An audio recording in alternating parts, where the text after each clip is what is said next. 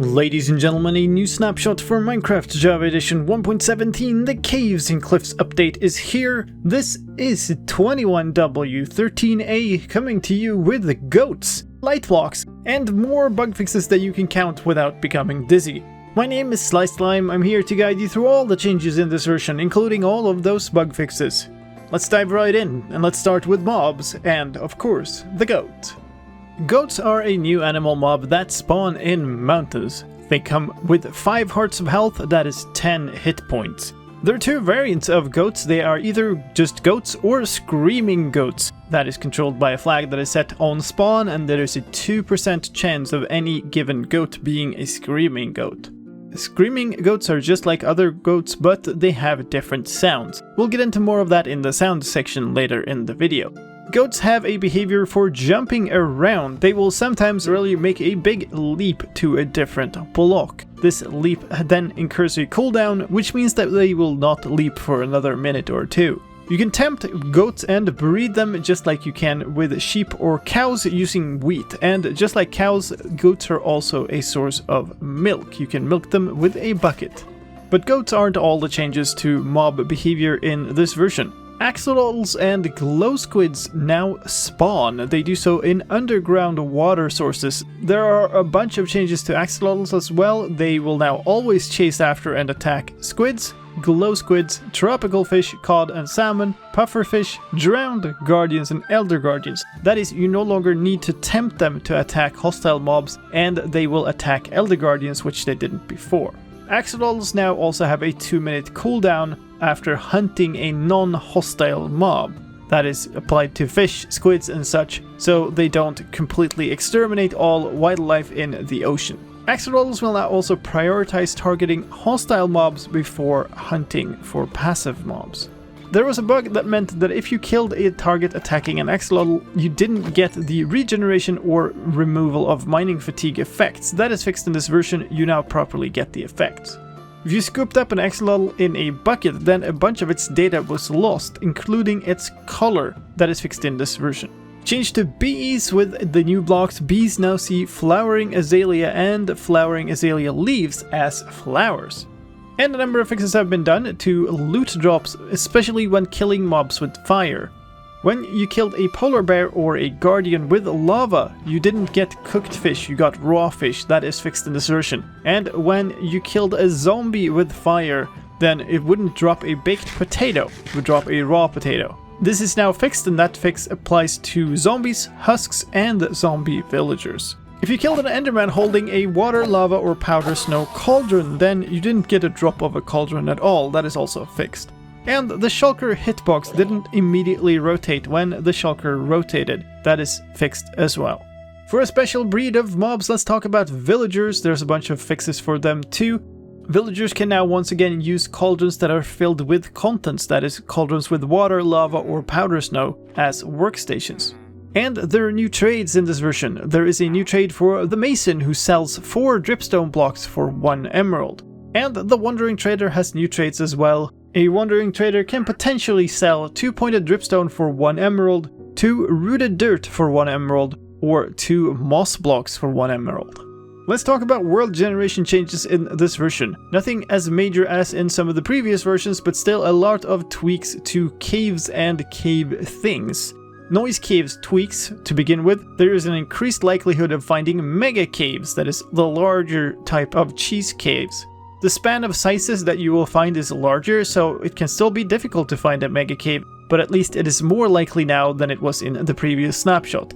The likelihood of toothpick pillars, that is, very tall 1 block thin pillars, is reduced in this version, and some other tweaks have been done to make the cheese caves more varied and interesting. There are changes to carvers as well. Carvers are less likely to be too flat to even be able to walk through in this version. And some changes to mineshafts. The maximum length of pillars and chains supporting the mineshaft has been increased, and a bug has been fixed where the pillars could go right into a lava pool. In addition to this, there's also dripstone clusters that can generate rarely in normal caves outside of dripstone caves. And deep slate blobs can now be found between heights 0 and 16. There's some ore distribution tweaks in this version as well. There's slightly more iron ore in this version. There's now a new type of diamond ore blob as well. In addition to the smaller ore blobs, you can now sometimes find larger blobs of diamond ore. Some loot changes as well. Moss blocks can now be found in shipwreck chests, and glowberries can now be found in mineshaft chest minecarts. Speaking of world generation, let's mention a world generation bug as well. The end generation is quite a bit broken in this version, with the pillars hidden inside of the end island, among other problems. Let's move on to blocks and items, and there's a huge amount of changes and bug fixes here, tweaks and other things. Let's begin with powder snow. Powder snow's hardness has been slightly increased, and the freeze time has been decreased to 7 seconds, and hurt frequency has been decreased to 2 seconds. Simply speaking, you'll freeze quicker and then hurt quicker from being frozen. Interactions for powder snow with mobs has also been changed. Entities on fire will now melt the powder snow, making it disappear. And the vertical movement speed within powder snow has been increased. Strays, polar bears, and snow golems are now immune to freezing, but on the flip side of that, mobs that belong in the heat, such as blazes, magma cubes, and striders, now take increased freezing damage instead.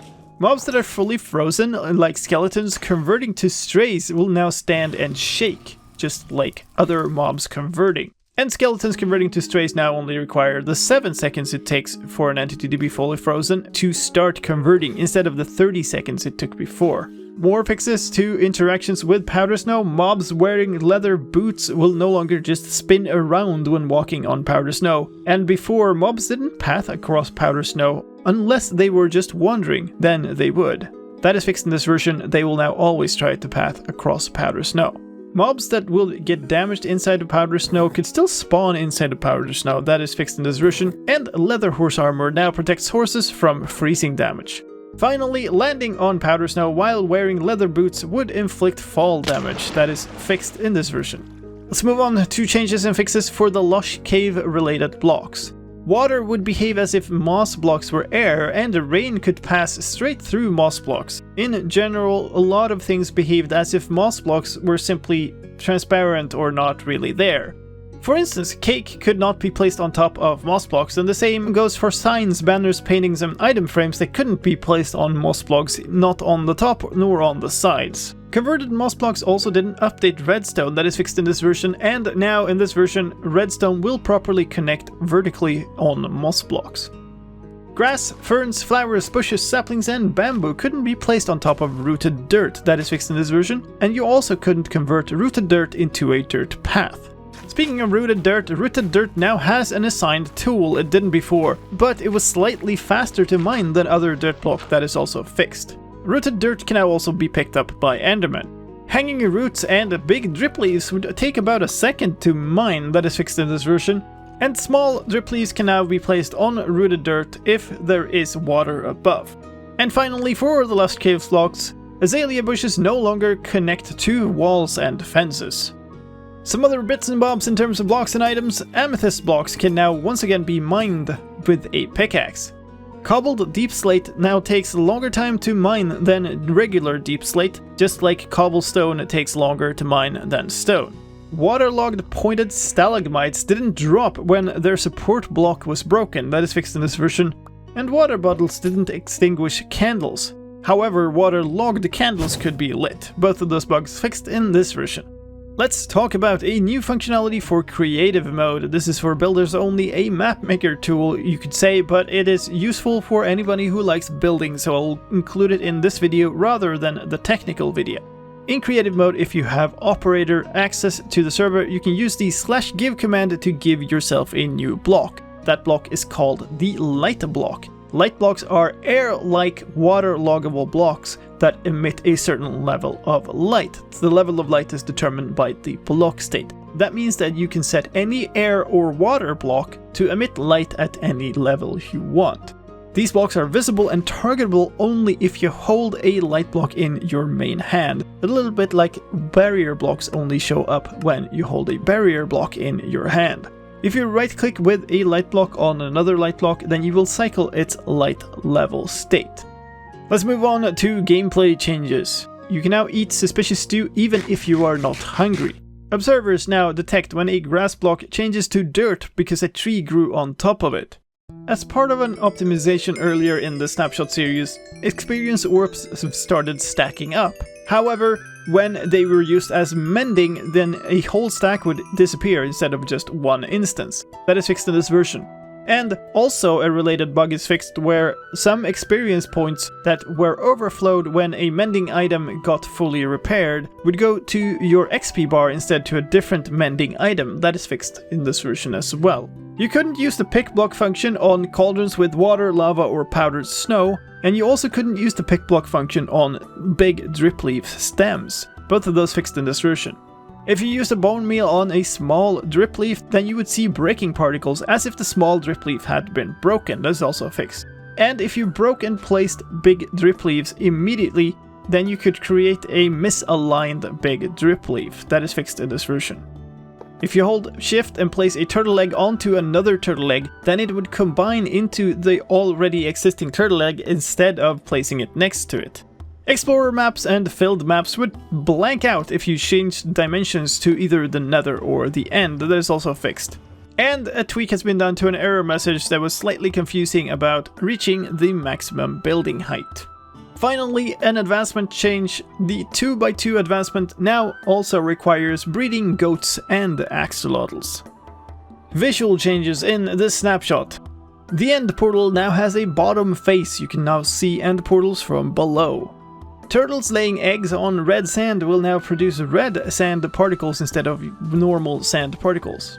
If you aim a spyglass together with a loaded crossbow in your offhand, then you would look really weird in third person. That is fixed in this version. And speaking of the spyglass overlay was broken while you were in water if you were running with a fast graphics mode. Powdered snow will now cause underlying grass mycelium and podzol to look snowy. And a number of fixes have been done to things that didn't correctly get fogged when you looked at them through the fog of powdered snow or lava. That includes the eyes of some entities like spiders or endermen, the armor of a wither or a charged creeper, lightning bolts, beacon beams, and experience orbs. Particles produced when extinguishing a campfire or candle are no longer offset.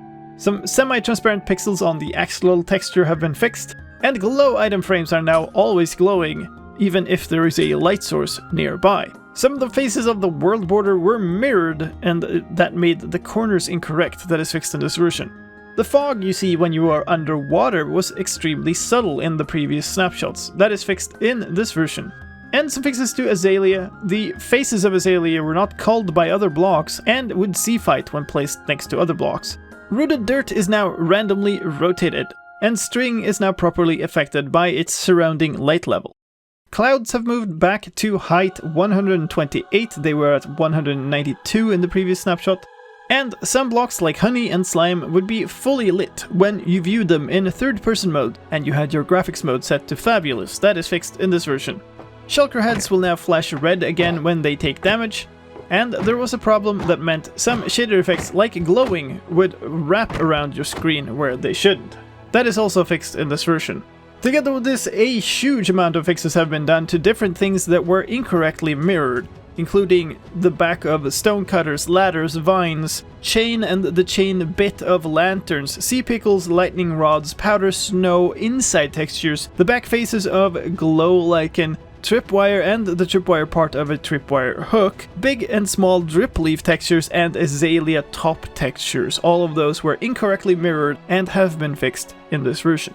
Let's move on to user interface and start with an accessibility option that has been added. There's a new button in the accessibility screen called monochrome logo. When you switch this on, it turns the bright red of the logo screen in the background of the game starting up into a black screen. Number of bugs have been fixed with the UI as well. You can now once again cut stacks in half in the furnace output.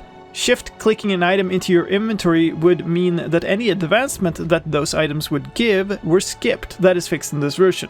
Rooted dirt has moved around in the creative inventory to be with the other dirt variants in the block section rather than the decorations tab. And there was a problem with typing text into an anvil text field that meant that you couldn't close the UI even if you didn't have an item in the slot. If you hit Ctrl+C and hadn't selected anything, that would clear your clipboard. That is fixed in this version. And opening any UI screen that darkens the background of the game would darken it less than it used to, and that is fixed in this version. Together with this, a fix for the Cover Me with Diamonds capitalization. Let's move on to sounds. A bunch of sound bugs have been fixed, including leash knot sound effects playing when loading into a single player world, powered drip leaves playing tilting sounds when blocks are changed near to them, and cobbled deep slate slabs using the stone sounds instead of the deep slate sounds. There's now a sound when defrosting from fire or lava, and there are new sounds for the copper blocks. There's sounds for waxing them, unwaxing them with an axe, and scraping off oxidization with an axe. There are of course also sounds for goats. There are sounds for goats idling, walking, hurting, dying. There's also sounds for screaming goats, idling,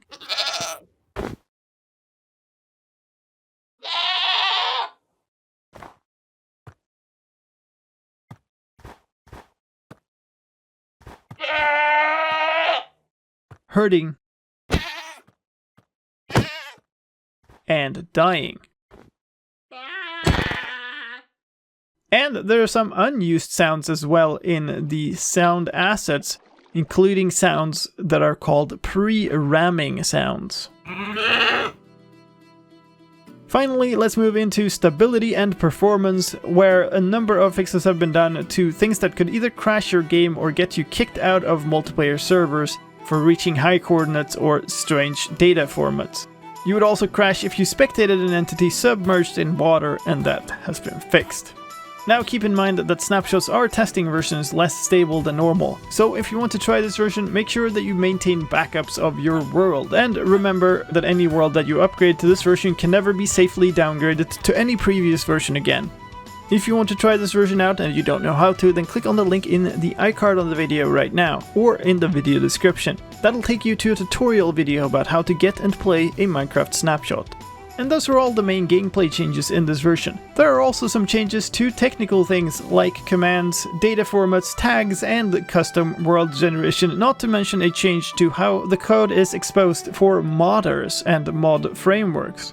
After this video, there will be a second video on my channel with all the technical news. Once that's done, I will put a link to that in an iCard right here and in the video description. So if you're interested, keep an eye on the channel or click those links if they're already there. But that will do it for this video. I hope you found this comprehensive guide useful, and if you did, please help me out in return, leave a like and share it with your friends. Any interaction you do with this video helps out the channel, so if you leave a comment, that would be much appreciated as well. If you want to stay up to date with all the changes to Minecraft Java Edition, then please hit the subscribe button and of course the little bell notification. I make update videos for every new snapshot, pre-release, release candidate, and full release of the game, including both gameplay and technical videos. But that was all for this time. Thank you so very much for watching. My name is slicedlime, and I'll see you next time.